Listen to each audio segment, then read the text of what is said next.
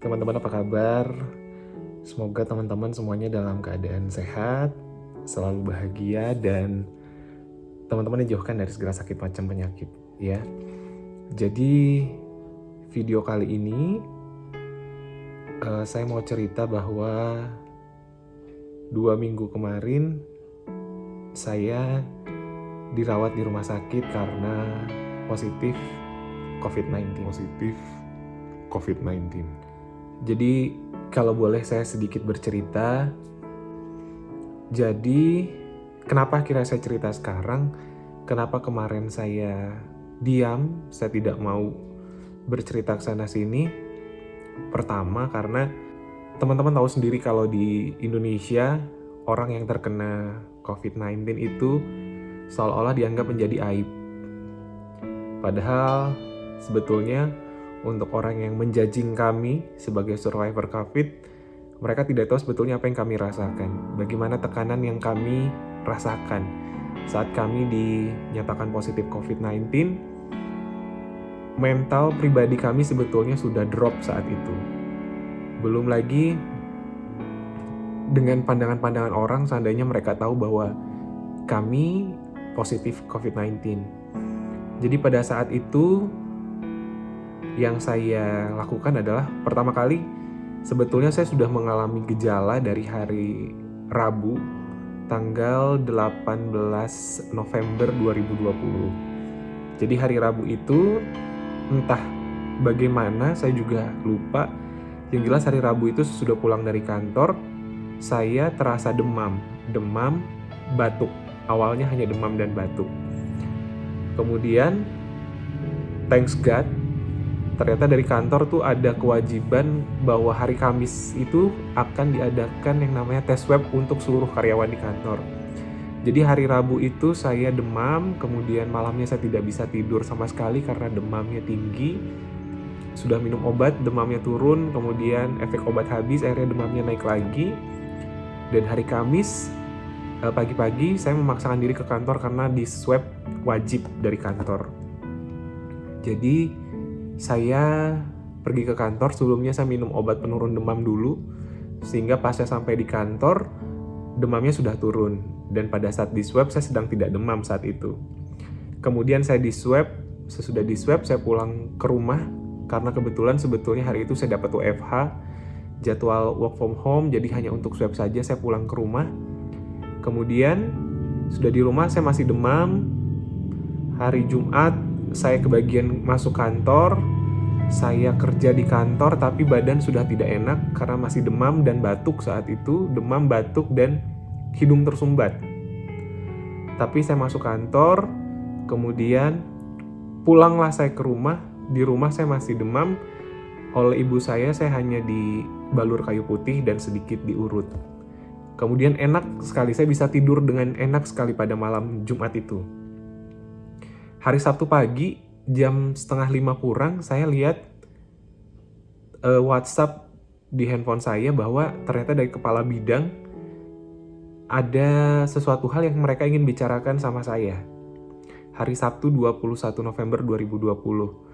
Tolong kalau sudah bangun, tolong telepon. Akhirnya saya kabari bahwa saya sudah bangun. Di situ saya sudah deg-degan sebetulnya. Ada apa sampai saya sesubuh ini harus dihubungi? Terus akhirnya saya hubungi kepala bidang, dan ternyata kepala bidang bilang di kantor yang kemarin di swab kita 3 orang positif COVID-19 dan saya salah satunya. Yang saya pikirkan saat itu pertama kali adalah orang tua. Orang tua saya sudah lansia, kemudian ada keponakan saya juga yang baru berumur 2 tahun, ada adik saya juga. Saya hanya sesudah telepon dari kepala bidang, saya telepon ke orang rumah yang ada di bawah, lalu saya bilang sama mereka, jangan ada satupun yang naik ke kamar, jangan ada yang mendekat ke kamar, tolong semprotan semua yang ada untuk antiviral, tolong untuk disemprot. Orang rumah sebetulnya kaget. Akhirnya kebetulan saya juga telepon adik saya yang cowok, lagi ada di rumah. Saya minta dia untuk tolong swab seluruh anggota yang ada di rumah. Karena saya khawatir, dan tolong sterilkan yang ada di rumah, depan pintu segala macam. Pada saat itu saya cuma bisa nangis sebetulnya. Ini hari Sabtu 21 November 2020. Kaget banget. Tadi pagi jam 4:30 ditelepon sama kepala bidang di kantor bahwa ternyata hasil swab hari Kamis kemarin tanggal 19 saya positif COVID-19.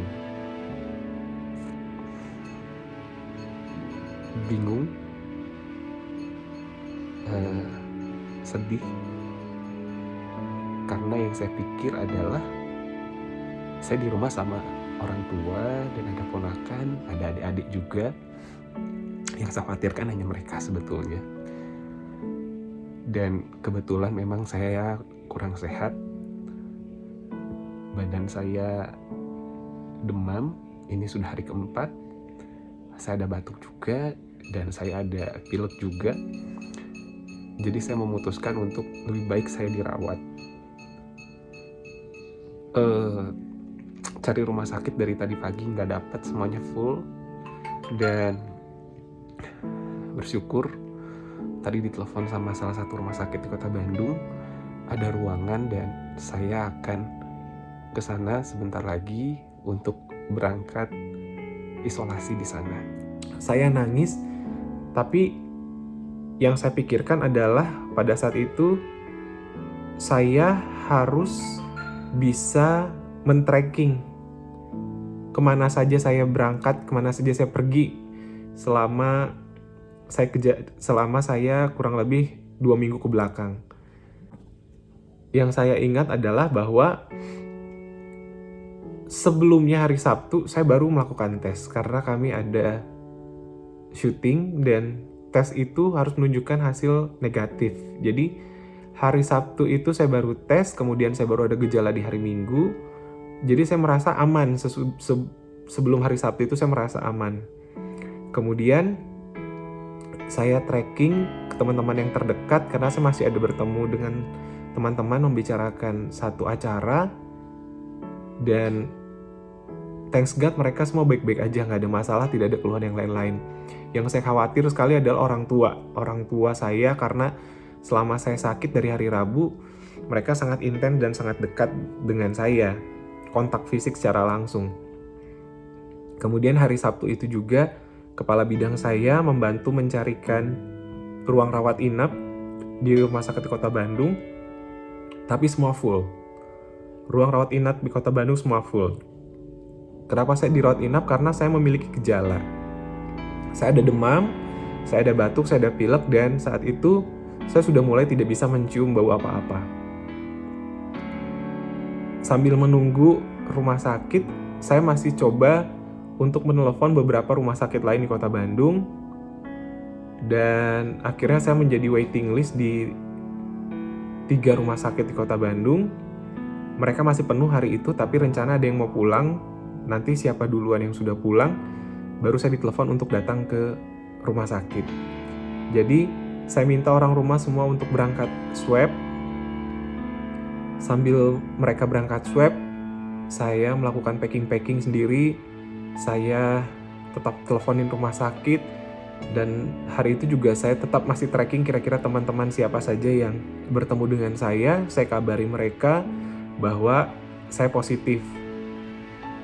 Saya kabari tempat saya bekerja. Ternyata tempat saya bekerja berpikirnya lain saat itu. Ya sudah. Akhirnya saya mendapatkan tempat. Saya ditelepon jam 1 siang bahwa di rumah sakit yang tempat saya dirawat itu ada tempat kosong. Tapi saya diminta untuk datang ke rumah sakit sekitar jam 8 malam. Datang ke IGD, saya bawa surat hasil pemeriksaan yang menyatakan bahwa COVID positif. Jadi sesudah saya packing, jam 7:30 malam, saya berangkat ke rumah sakit. Saya bawa barang-barang saya sendiri, tidak ada yang mengantar, saya hanya naik ojek online. Sampai di rumah sakit, Kemudian saya menunggu kurang lebih setengah jam lebih di luar karena ternyata pasien di rumah sakit itu masih banyak. Tadinya saya bingung, kenapa saya masih menunggu di luar. Ternyata rumah sakit berusaha untuk ruang triase pasien itu dikosongkan, pasien-pasien yang ada di sana dipindahkan supaya pasien COVID bisa menunggu di sana. Dan pada saat saya masuk ternyata saya tidak sendiri. Di ruangan itu ada satu keluarga, suami, istri, dan anak positif COVID juga, dan ada perawat yang bekerja di sana positif COVID juga. Jadi kami berlima di satu ruangan itu, di ruangan triase. Kami menunggu di sana selama 6 jam. Setelah itu kami diinfus dan kami dibawa satu persatu melalui ambulan ke gedung khusus perawatan pasien COVID. Akhirnya saya dirawat di sana, dirawat di lantai 4, kamar 403, bed 5. Saya dirawat di sana dari 21 November 2020. Kemudian dalam satu kamar perawatan ada 6 bed. Satu orang di depan saya adalah orang dengan positif COVID, orang tua, sudah lansia, positif COVID, tapi beliau juga cuci darah, beliau juga memakai oksigen, dan beliau punya penyakit-penyakit lain seperti jantung dan lain-lain. Kemudian hari-hari saya selama di sana, selama menjalani perawatan COVID-19, ini sekedar untuk pembelajaran teman-teman betapa tidak enaknya selama kita di dalam perawatan. Bukan berarti perawatan tidak baik, perawat sangat baik, mereka sangat cekatan, mereka sangat peduli. Tapi betul teman-teman, selama 14 hari saya dirawat, itu tidak enak. Pertama, tidak boleh pakai AC atau kipas angin, karena takut virusnya menyebar dan ada infeksi nosokomial atau infeksi dari rumah sakit yang bisa terkena ke pasien yang lain. Jadi selama 14 hari dirawat, saya tidak berani untuk keluar dari tirai saya sendiri. Tirai saya mungkin sekitar ukuran 2,5 kali 3 meter, satu lemari kecil, satu tempat tidur, dan satu tiang infus hanya di sana. Kemudian setiap hari yang saya lakukan adalah saya harus menggunakan masker selama saya dirawat. Kemudian saya selalu cek suhu tubuh dan ditensi juga, karena selama perawatan, selama 3 hari dirawat saya masih demam teman-teman. Saya masih demam, kemudian saya di swab juga di hari Seninnya, saya di ronsen juga paru-paru di hari Seninnya. Dan ternyata selain saya demam juga tensi saya naik dan irama jantung juga kurang baik. Kemudian saya juga ada obat yang dimasukkan lewat infus dan ada obat yang disuntikkan di perut. Ada obat yang disuntikkan di perut setiap hari, setiap pagi. Selama 14 hari dirawat, menu makan kami bervariasi tapi dengan menu yang sama. Bervariasi hanya olahannya, tapi menunya sama. Telur, ayam, ikan, dan saya nggak tahu apakah memang rasanya yang kurang enak, atau mungkin karena indera penciuman saya sudah tidak ada, dan mungkin indera perasa saya juga sudah tidak berfungsi saat itu. Jadi saya tidak bisa mencium bau apapun, saya tidak bisa mengecap rasa apapun, kemudian gerak terbatas, ruangan yang sangat panas. Tapi bersyukur memang perawat-perawat sangat baik, walaupun mereka, saya tahu bahwa mereka itu sangat panas dengan baju APD, ruang gerak terbatas, tapi mereka sangat membantu para pasien. Dan yang masih membuat saya belum tenang selama saya dirawat adalah hasil swab keluarga saya belum keluar. Hasil swab belum keluar, dan selama 3 hari dirawat, saya tidak bisa tidur. Karena betul-betul hanya itu yang saya pikirkan, hasil swab seluruh keluarga saya. Sesudah hasil swab keluar, akhirnya thanks God saya bisa tidur, mungkin hati sudah tenang. Tapi selama perawatan masih itu yang saya lakukan setiap hari, teman-teman. Dan mungkin karena memang gedungnya tidak menghadap ke arah matahari terbit, jadi kita tidak bisa berjemur, kita tidak berani keluar dari tirai masing-masing, karena sesudah itu masuk lagi pasien lain di ruangan tempat saya dirawat, dan mereka sama menggunakan oksigen, pasien dengan darah tinggi, pasien dengan kencing manis, dan penyakit-penyakit lain. Jadi yang saya khawatirkan adalah kalau saya keluar dari tirai saya bisa terkena penyakit infeksi lain yang memperparah sakit saya. Yang saya tahu saat itu bahwa selama saya dirawat, saya harus bikin hati saya senang. Saya harus bikin hati saya happy karena alasan saya untuk bisa sembuh itu adalah keluarga saya, teman-teman saya, dan yang lain-lain. Jadi selama perawatan saya hanya terbaring selama 14 hari. Dan 14 hari itu saya tetap tracking teman-teman saya, siapa saja yang berkunjung, dan saya hanya menyampaikan beberapa teman-teman saja bahwa saya terkena positif COVID-19. Karena pertama, pandangan orang-orang di luar sana seperti apa dengan pasien COVID-19, dan saya berusaha supaya teman-teman yang lain tidak khawatir. Saya tetap akan melakukan tracking, tapi pelan-pelan maksud saya.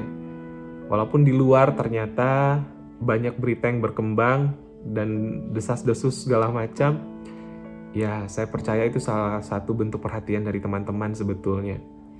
Jadi 14 hari dirawat, di swab pertama hasil swabnya masih positif, kemudian di swab kedua, waktu sudah di swab saya disuruh pulang di hari ke-12.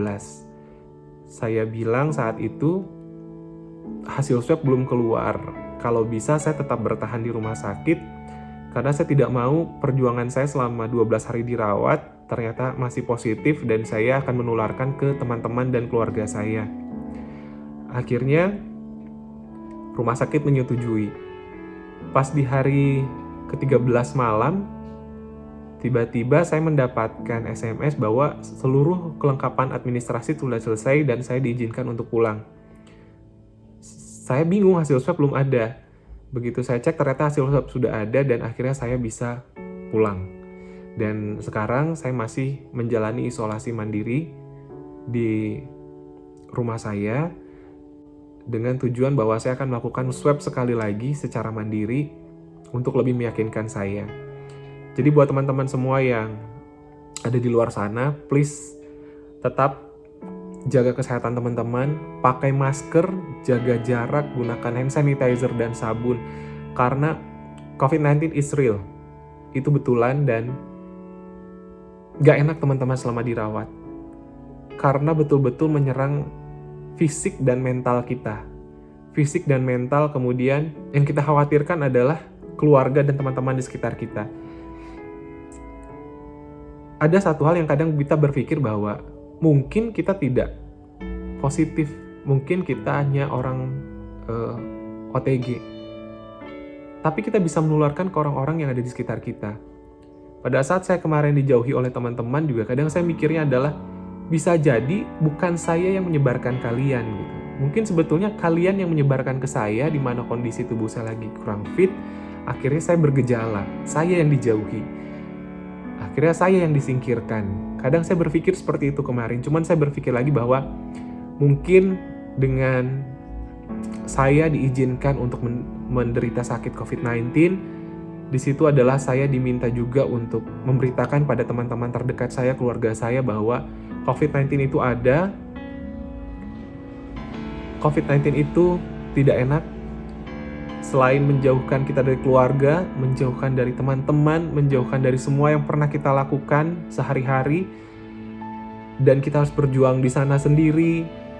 Kita harus membuat hati kita sendiri happy, sementara kita sebetulnya tidak happy. Makanan harus kita telan-telan saja dan gak enak, betul-betul gak enak.